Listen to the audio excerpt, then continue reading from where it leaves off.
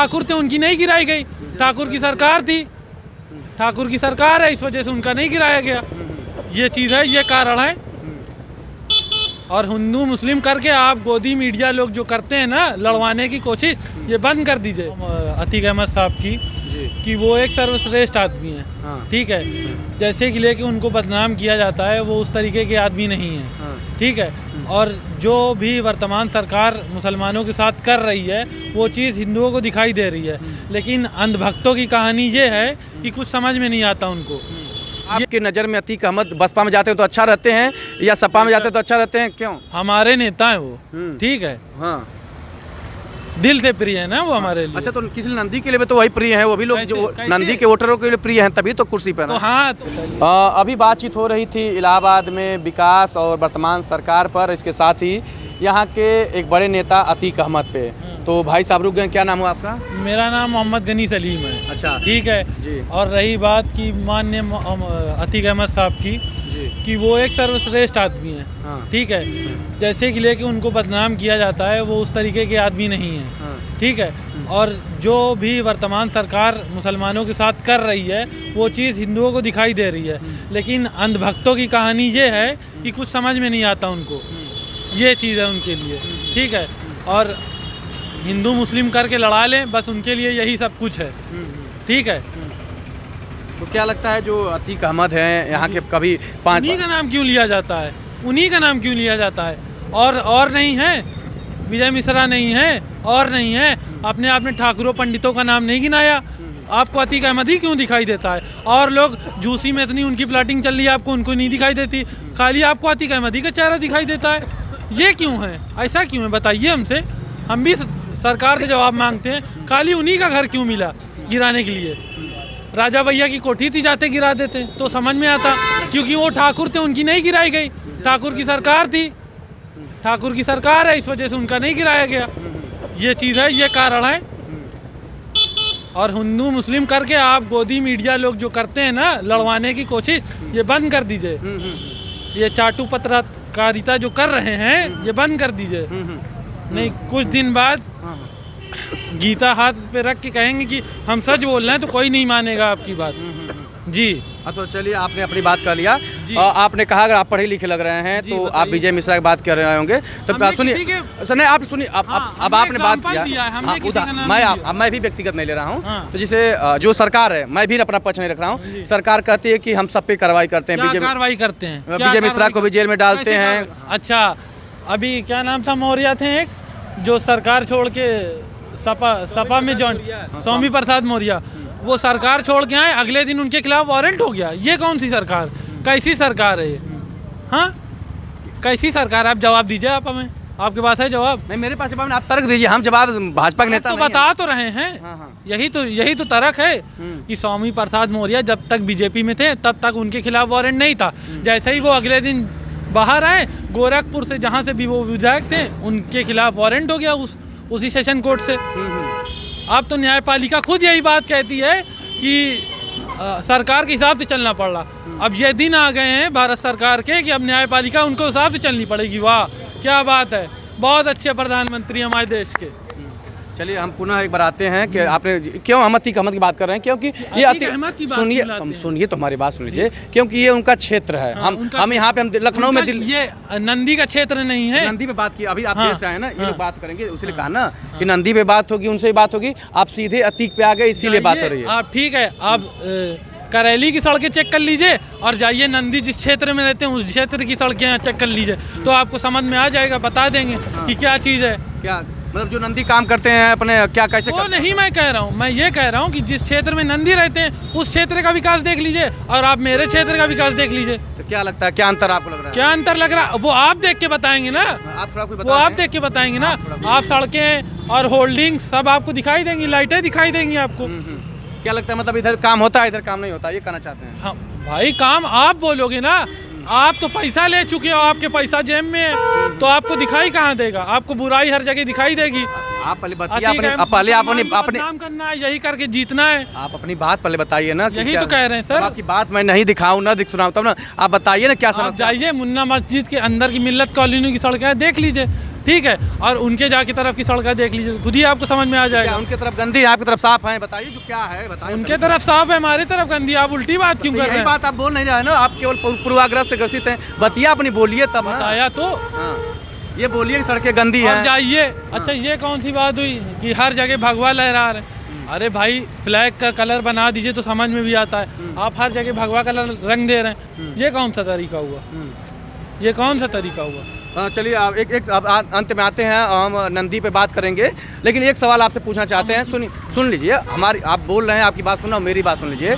हम नेता बात कर रहे हैं कि आपने कहा कि अतीक अहमद मुसलमान है तो कार्रवाई हो रही है, तो इस समय आपने जाना होगा कि अतीक अहमद की पत्नी है वो बसपा ज्वाइन कर ली, जानते हैं कि नहीं? ठीक है। तो कभी बसपा के सरकार में भी अतीक अहमद पे कार्रवाई खूब हुई थी, ये जानते हैं आप? देखिए, सरकार जो चलती है, सरकार अपने हिसाब से चलती है, ठीक है, लेकिन जो ये सरकार बनी है वो हिंदू मुस्लिम की बेस पे चल रही है खाली। तो अभी जो बसपा में आ गए हैं इनका परिवार, तो कितना राजनीतिक प्रभाव मजबूत हो जाएगा इनका? मजबूत इस कारण वो आई हैं कि वो मेयर का चुनाव लड़ेंगी, ठीक है, और इंशाल्लाह वो जीत के आएंगी, ठीक है। ये चीज़ है उनके लिए, और उनके लिए बहुत महत्वपूर्ण था इस चीज़ को पार्टी ज्वाइन करना।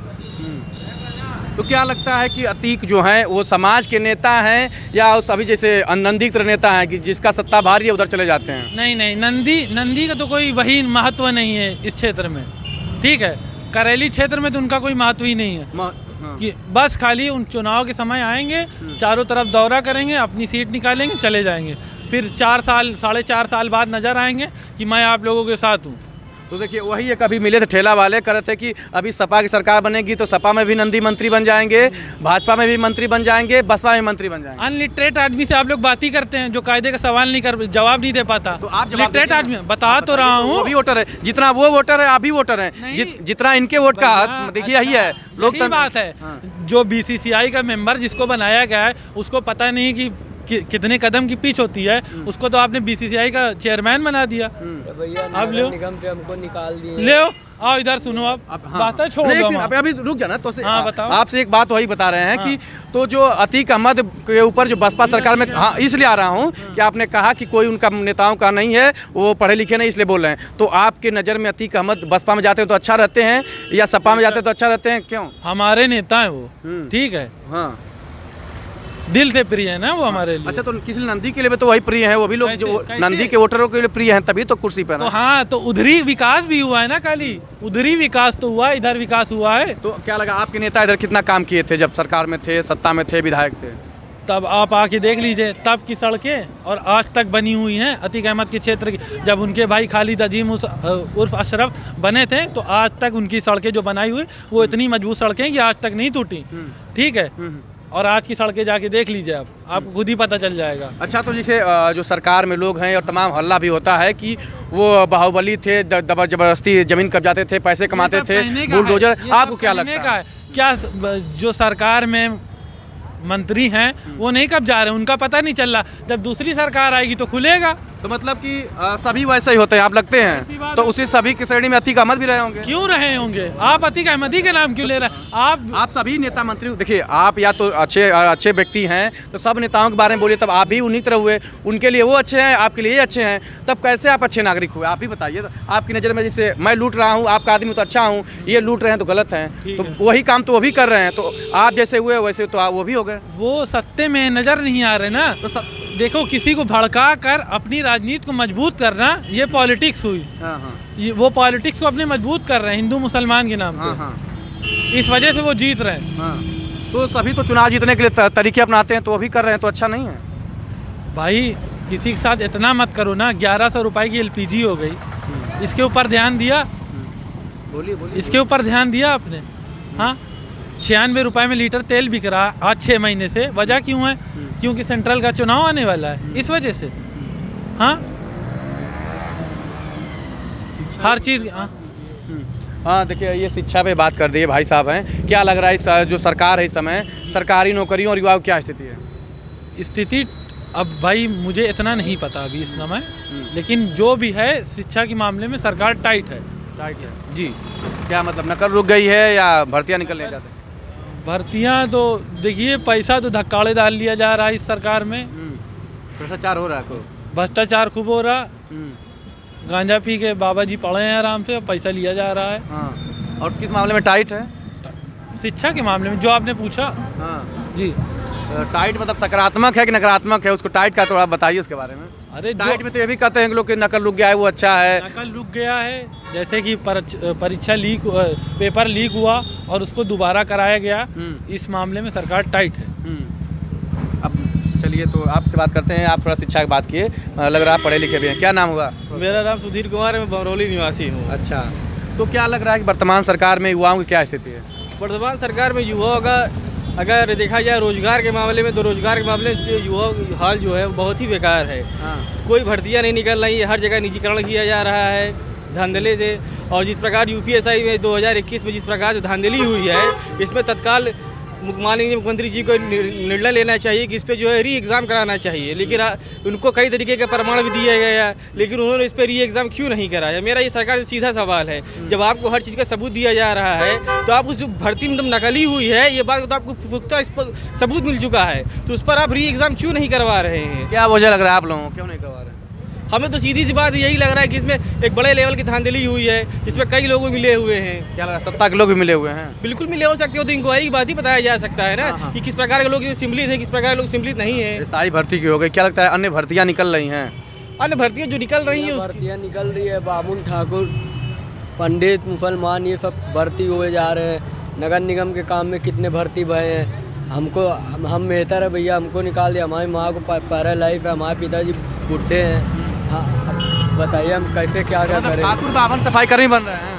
हाँ, ठाकुर बावन सफाई कर्मी बन रहे हैं। हाँ, ठाकुर बावन सफाई कर्मी बन ही रहे हैं। तो सफाई भाई करते हैं वो? तो उन लोगों की सरकारी नौकरी लग जा रही है, हम लोग को तो ठेके में भी नहीं रखा जा रहा। नहीं लग रहा है? मतलब यादव जी लोग, बाबू साहब लोग कब्जा कर लिया पूरा। अब आप ही बताइए ना भैया, कब्जा करे यही, कब्जा करे है ही है भैया।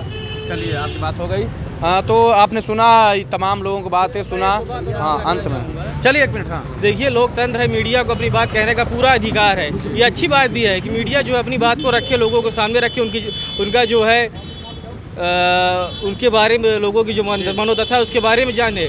लेकिन जो मीडिया का जो लोकतंत्र है, जिस प्रकार मीडिया को लोकतंत्र दिया गया है, जिस तरह का प्रकार मीडिया काम कर रही है, कहीं आपको ये नहीं लग रहा है कि मीडिया जो है सिर्फ एक बेसिक मुद्दे को उछाला जा रहा है, जिससे लोगों के बीच में लोगों की एक दशा पे, एक मानसिक एक सोच पड़े? भाई, आपके पास पावर है, आप शिक्षा पे बात कीजिए, आप रोजगार पे भी बात कीजिए। अगर जिस तरीके से देखा जाता है शाम को डिबेट होती है, उस पर सिर्फ एक जाति विशेष, एक धर्म की बात क्यों की जाती है? तो आपसे यही बात कर रहा हूँ ना कि मीडिया के भी तमाम आयाम हो गए हैं। जो आपकी बातें किया हमने सुना ना, और तमाम लोग आते हैं। अभी आपके पहले सुन रहा होगा, आपने सुना कि कितने पूर्वाग्रह से ग्रसित थे, वो उस पर बात कर रहे थे मीडिया वो है जब, लेकिन उनसे युवा थे, रोजगार बात किया गया तो वो भी नहीं जानते हैं। तो हर तरह के लोग हैं, जैसे आपने बात की, आपकी बातें रखी, तो समाज में हर तरह के लोग होते हैं और समाज बना रहता है। किसी का प्रभाव कभी ज़्यादा हो जाता है। हमारे माध्यम से आप मिलते हैं तो, लेकिन जब मीडिया के अच्छे मुद्दे को लेकर लोगों के बीच में जाएगी और उनके मनोदशा को जानेगी और उसके बारे में लोगों से जानकारी लेगी, तो वो ज़्यादा बेटर है ना। अब आप लोगों के पास जाएंगे तो आप उनसे पूछें, भाई यहाँ से क्या है? आप ये पूछे यहाँ जो विधायक कितने लोगों का, भाई मुख्यमंत्री योगी ने जो वादा किया है रोजगार को लेकर, शिक्षा को लेकर, और जो लोगों की स्कॉलरशिपें लेकर, वो उस मुद्दे को कहाँ तक किया गया, जमीनी स्तर पर कहाँ तक उस कार्य को किया गया? बात किया जा रहा है ना, तो वही तो बात आपकी हुई, वही तो किया जा रहा है। हाँ, तो क्या करते हैं मुझे नहीं पता। अब यहाँ हो रहा है तो आपको जो है इसी मुद्दे को ज़्यादा प्रकाशित लाना चाहिए। हमारे जो देश का जो है, पहली बात, हमारे देश की जो उन्नति है वो शिक्षा है। शिक्षा से हमारे देश की उन्नति है। शिक्षा पे काम हो रहा है इस समय। मेरे हिसाब से देखा जाए तो शिक्षा के जहाँ कोचिंग संस्थान है, अगर उनको देखा जाए कि भाई एससी की है, अनुसूचित जाति की जो है फीस फ्री है, उनको एडमिशन नहीं। ऐसे बहुत से इंस्टीट्यूट है जो बीटेक एमबीए की फीस ले रहे हैं, उससे फीस फ्री नहीं कर रहे हैं। बाकी से बिल्कुल नहीं ले। शंभूराम इंस्टीट्यूट है, आप चलिए बीटेक एडमिशन कराने 80,000 90,000 रुपये मांग रहा है, जो कि लोगों के लिए, जो एससी को लिए फ्री है, सीधा दे, लेकिन वो फ्री नहीं कर रहे हैं। तो क्या वजह क्या लग रही है, इसका क्या मकसद हो सकता है? अब इसका मकसद क्या? इस पर सरकार अपनी कार्रवाई करे, लोगों को कंप्लेन दीजिए, लोगों को भाई कंप्लेन ले, संज्ञान में ले, या तो स्वतः वो संज्ञान ले, क्यों फीस फ्री नहीं है? मान लीजिए लोग कंप्लेन कर रहे हैं तो सुनवाई हो रही है।